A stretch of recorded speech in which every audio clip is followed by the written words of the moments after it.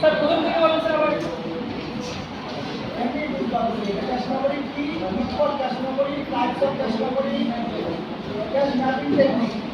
সেটা শোনা যায় করতে হয় এটা আগে সব ক্যাশ মেমোরি ওয়ার্কিং এটা আগে সব আর তারপরে pipelining instruction cash definition pipelining instruction cash definition এটা একটা সহজ কিন্তু cache memory cash in cache miss এটা করতে হয়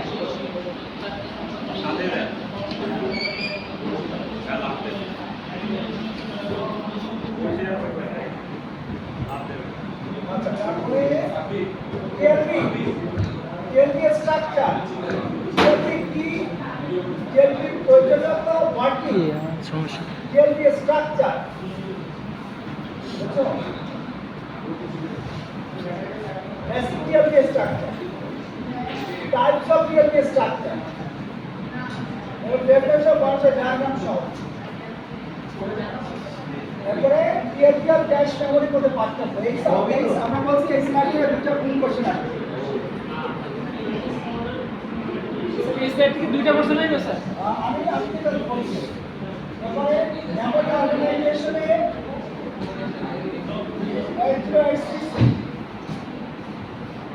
রিয়াল ওয়ার্ল্ড প্রোডাক্টের মোড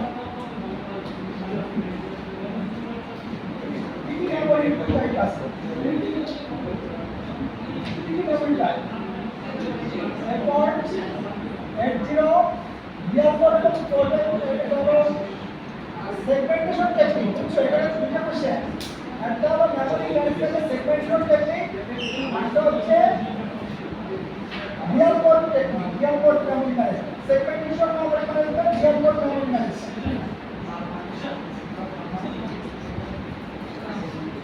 রিয়াল ওয়ার্ল্ড এবং সেগমেন্টেশন মোড এটা কেমন তুই একটু হেল্প করে দাও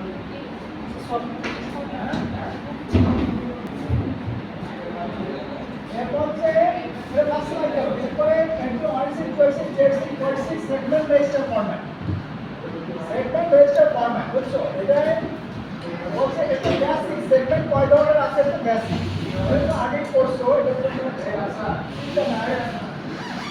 এখন এই যে 1/6 সেগমেন্ট রেজিস্টার ফরম্যাট এটা ফিচারগুলো কি কি প্যারামিটার সেগমেন্ট রেজিস্টার ফরম্যাট কি কি প্যারামিটার আছে তারপরে 2/6 সেগমেন্ট রেজিস্টার ফরম্যাট এটা কয়টা ভাগে ভাগ করা আছে ডায়াগ্রাম সহ এবং কোনটা ক্লাস কোন প্যারামিটার কি রিপ্রেজেন্ট করে 1/6 থেকে 2/6 এর পার্থক্য 2/6 থেকে 3/6 এর পার্থক্য এটা বলা হয় সেগমেন্ট রেজিস্টার ফরম্যাট বুঝছো ডায়াগ্রাম সহ ফিল্ডগুলোর বর্ণনা এগুলো আর 2/6 থেকে 3/6 এর ইমপ্রুভমেন্ট সেগমেন্ট রেজিস্টার ফরম্যাট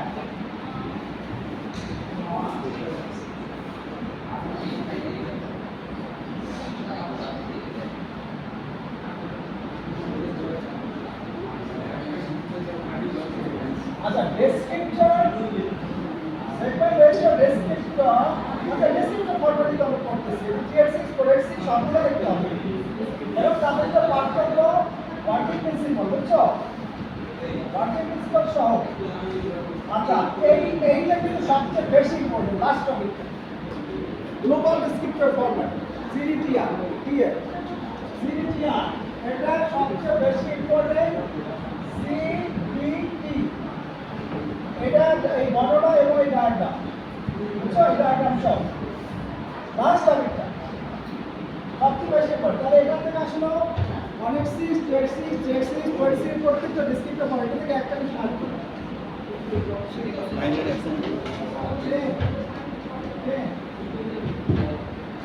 এটা হচ্ছে IO addressing input output memory of type আসলে এখন এটা বলছে ইনপুট আউটপুট বলতে কি বোঝায় ইনপুট আউটপুট কি আছে এটা এখানে লেখা আছে তারপরে ক্যারেক্টারিস্টিক্স আইও ক্যারেক্টারিস্টিক্স আর তো ঘুরে এসে তো সব বোঝা যায় সব তারপরে এটা ক্যারেক্টারিস্টিক্সের মধ্যে সব এটা ডাটাসটা মেথড আছে কি program to IO internal IO direct memory IO এটা ডেফিনেটলি সব বলেন না তারপর আইও পোর্ট কি IO port types of IO port কয় ধরনের আছে আচ্ছা data transfer to IO port এটা খুবই ইম্পর্টেন্ট কোশ্চেন এই স্টেপগুলো পারবো না বুঝছো এই চারটা পাঁচটা স্টেপ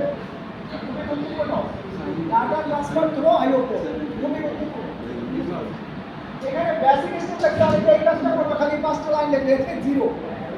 এখানে প্রত্যেকটা কিন্তু বর্ণনা করা আছে এগুলো রাখতে হবে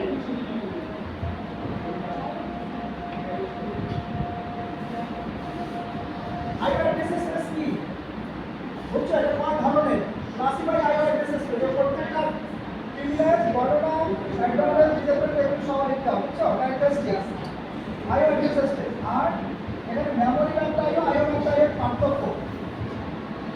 মেমরি ম্যাপটা আইও ম্যাপটা এর পার্থক্য বুঝছো প্রোগ্রাম আইও এই ডিএমএ ডিটেইলস বর্ণনা আইও ইন্টারফেসিং এটা বলে আমরা একটু দেখছিলাম এখানে প্যারালাল হ্যান্ডশেক সাথে वाले स्लाइड स्क्रॉलिंग করতে স্যার রিডিং করতে হ্যান্ডশেকিং ব্যবহার করে কিভাবে কাজ হচ্ছে ডায়াগ্রাম সহ বর্ণনা বুঝছো হ্যান্ডশেকিং ব্যবহার করে এটা ওদেরকে বলতে ভুলে গেছে ওদের কিছু বর্ণনা তারপরে এডিসন বার্ডের সাথে কিভাবে ইন্টারফেসিং হচ্ছে সেটাও সে কিছু অন্তত বাদ দেন স্যার একটু কিছু বাদ দেন স্যার কষ্ট হয়ে যাবে ডিরেক্ট মেমরি অ্যাক্সেস একটা চ্যাপ্টারে কতটুকু টপিক এক একটা চ্যাপ্টার থেকে তিনটা চারটা সেকশন থেকে এবিসি আমার একটা মাথা হয়ে গেছে বুঝছো ওদের কথা বলছি তোমার তো আমার বড় সাথে সাথে কথা বলতে আর এরপরে এটা কয়টা জিনিস তুমি এই সাবজেক্ট কয়টা টপিক এই যদি আবার আমি পার দেখো কোনটা আসছে সেটা আমি জানি না কারণ আমি ইম্পর্টেন্ট বলতে কোশ্চেন আইডিয়া বলতেছি আর কিছু পড়াবো এটা ডিরেক্ট মেমরি কি এটা বাদ দিলে তো এটা ডিরেক্ট তুমি ইম্পর্টেন্ট কতবার বলছে তারপরে তোমার কি আইও ডাটা ট্রান্সফার সেটাও তো অনেক গুরুত্বপূর্ণ এই দুটো জিনিস তো খুবই গুরুত্বপূর্ণ তারপর মেমরি ম্যাপটা আইও এগুলো ইম্পর্টেন্ট না অ্যাড্রেস স্পেস এগুলো পড়বে না বাদ দিবা কি না তাহলে বাদ দিলে তুমি তো বলছি প্রথম স্লাইড থেকে দুইটা সেকেন্ড স্লাইড থেকে একটা তিনটা তোমার অ্যান্সার করতে হবে কয়টা পাঁচটা তিনটে তুমি পেয়ে গেলা 4 নম্বর স্লাইড থেকে একটা বা একটা মানে এইটা থেকে একটা স্যার মিডিয়া আইলে কোন পড়লে হবে স্যার এগুলো মিডিয়াগুলো কি কোন পড়লে হবে মিডিয়া আসলে মিডিয়ার জিনিসটা এখানে নাই শুধু আছে মাইক্রো কন্ট্রোলার আর তো কিছু নাই ওদের মিডিয়ার পড়ে এগুলো interrupt access system is interrupt interrupt priority এখানে তোমার ইন্টারাপ্ট কি এক্সেপশন কি ইন্টারাপ্ট তোমার কয়টা আছে মাস্টার কনস্ট্রাকশন হার্ডওয়্যার সফটওয়্যার এটা সব ডেফিনেশন সব করতে হবে একটা পড়লে এটা সব করতে হবে এটা সব বুঝছো এক্সেপশন কি exception classification classify exceptions with example এটা ফ্যামিলিয়ার স্টেপ গুলো তারপরে ভাষার কি আছে ABC তিনটা পার্ট করলে আরেকটা করে দুটো থাকতে পারে জানেন না এটা প্যাড এই সাবজেক্ট স্লাইড বেশি নাই তাহলে এটা আমি বাদ দিব বলো এটা প্যাড এখানে বলা আছে এলাস্টিক না শেষ প্যাডের ওখানে করতে যে তবে এইটা প্যাড ওখানে করতে এইটা করতে হবে পোলিং আর বেল্ট ডিজাইন প্যাড এগুলো করতে হবে রিয়াল মোড প্রোডাক্টেড মোড অপারেশনটাও বলছি এখান থেকে দেড়টা কোশ্চেন আসতে পারে রিয়াল মোড করে ডায়াগ্রাম সহ আর রিয়াল মোড আর প্রোডাক্টেড মোডে ইন্টারাপ্টিভি আছে দুইটা জিনিস একটা হলো রিয়াল মোড প্রোডাক্টেড মোড বা যেটা রেকর্ড করবে না এটা আগের সেকশনে আমি বলছি রেকর্ড করা যাবে না কথা রেকর্ড করা যাবে না যাই করো ভিডিও করতে পারবে রেকর্ড করতে পারবে না মানে এগুলো ঝামেলা আছে রেকর্ড আছে বুঝবে না এটা তোমার লিখে নাও সবাইটা মিলায় সাজেশন করে ওই সেকশনে নিয়ে যাও সব মিলে মার্কস করো কোনো কিছুই বাদ থাকবে না কিন্তু কথা রেকর্ড করবে এটা মারাত্মক সমস্যা এবং আমার জন্য অনেক ক্ষতিকর জি স্যার এটা করা যাবে সাজেশন সার্চ দিতে নিয়ম আছে বিশ্ববিদ্যালয় পাবলিক ইউনিভার্সিটি সার্চ দিতে কোনো পরীক্ষাই নেই প্রাইভেটের জন্য তুমি এটা সাজেশন দেবো আমার বিপদে বলবো না আমার পক্ষে স্যার সব স্যারের টুকটাক স্যার এরকম নেই স্যার আমার রেকর্ড করে দেয় না নেক্সট যত শুরু করে আবার এটা এটা বেসিস এর ডিজাইন করতে এটা হচ্ছে জেসিস রিয়েল মডেল প্রোডাক্ট কোডিং এটা দুইটা কোশ্চেন এই সেটটা খুব ইম্পর্টেন্ট একটা হচ্ছে real model product coding operation বুঝছো তবে আমি রিয়েল প্রোডাক্ট না প্রোডাক্টিভ প্রোডাক্ট এটা আমার মাথায় নাই এখন ও করতে হবে একটা পাবো দুইটাই পারে ডায়াগ্রামটা খালি বেসিক মনে রাখবো তারপর অপারেশন স্টেপগুলো করতাম আর real model productive coding interact গুলো ইন্টারাক্ট দুইটা জিনিস আনসার কিন্তু এক না একটা ডায়াগ্রাম দিয়ে ব্যাখ্যা একটা টেবিল দিয়ে ব্যাখ্যা বুঝছো এটা কিন্তু টেবিল দিয়ে এটা টেবিল দিয়ে এটা টেবিল এটা একটা বুঝছো এটা কিন্তু আলাদা এটা বুঝতে হবে 12 কি আছে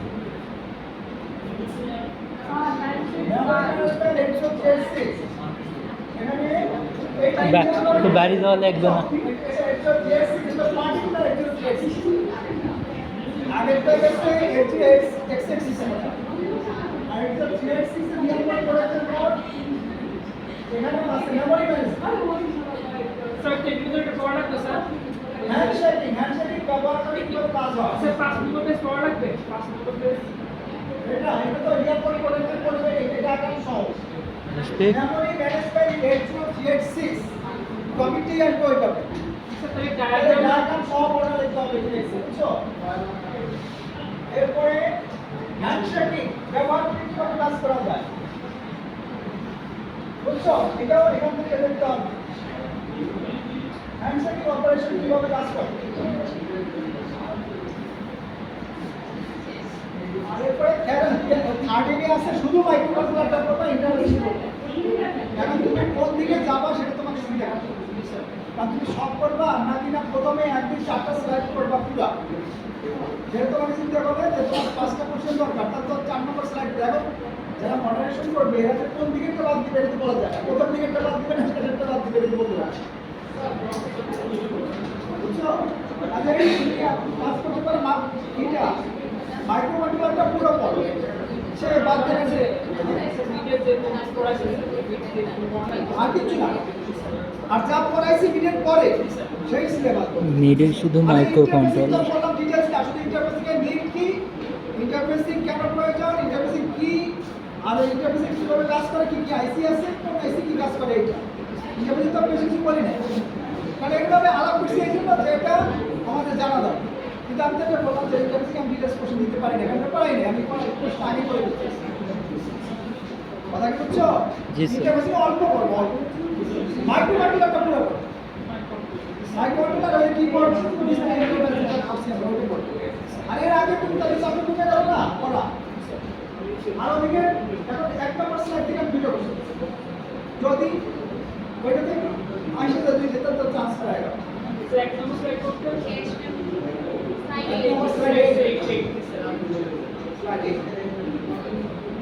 তো ঠিক আছে পরীক্ষা ভালো করে দিও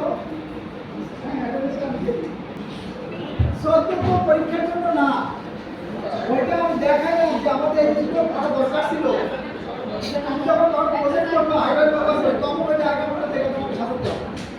এবারে পড়া উচিত ছিল আমি কোথাও পড়তাম পড়েছিল ইন্টারফেসিং এর কিবোর্ড ডিসপ্লে আমি বলতে ভাবি রে ওইটা একটু দেখে রাখলাম ওই একটু 7 লাইনের ওইটা আচ্ছা তেরোটা আজকে পড়া আর প্রথমে যেটা ইন্টারফেসিং আগে কথা যেটা বলছি ইন্টারফেসিং কি এটা কিন্তু 12 পর্যন্ত সিরিয়াসলি পড়তে তেরো তো বললাম তো শুধু মাইক্রোকন্ট্রোলারটা ইম্পর্টেন্ট 13তে শুধু মাইক্রো কন্ট্রোলার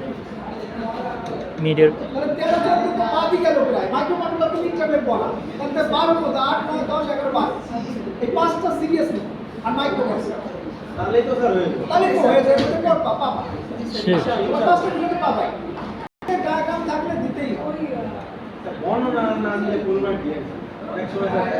অনেক সময় স্যার